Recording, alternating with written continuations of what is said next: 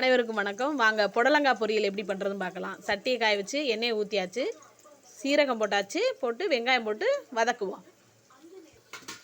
பாருங்கள், பட்டை மிளகாய் போட்டு நல்லா வதக்கணும். எண்ணெயிலே நல்லா வதங்கினதுக்கப்புறம் புடலங்காய் அள்ளி போட்டு வதக்கணும்.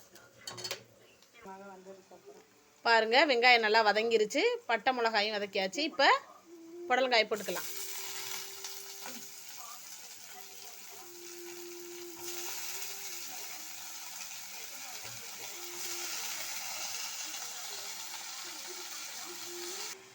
புடலங்காயை போட்டு நல்லா வதக்கியாச்சு. கொஞ்சம் லைட்டாக உப்பு போட்டுக்கலாம்.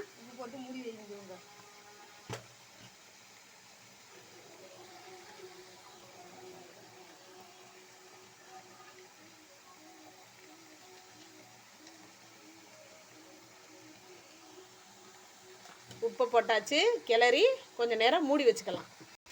பாருங்கள், புடலங்காய் நல்லா வதங்கிருச்சு.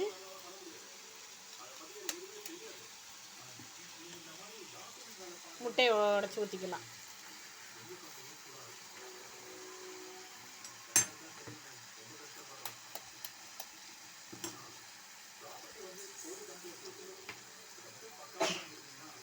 பாருங்கள், முட்டையை உடச்சி ஊற்றியாச்சு.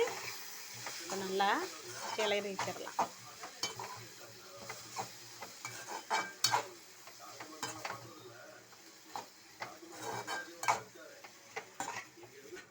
பாருங்கள், முட்டை போட்டு கிளறியாச்சு. சுவையான புடலங்காய் முட்டை பொரியல் ரெடி. வாங்க சாப்பிட்லாம்.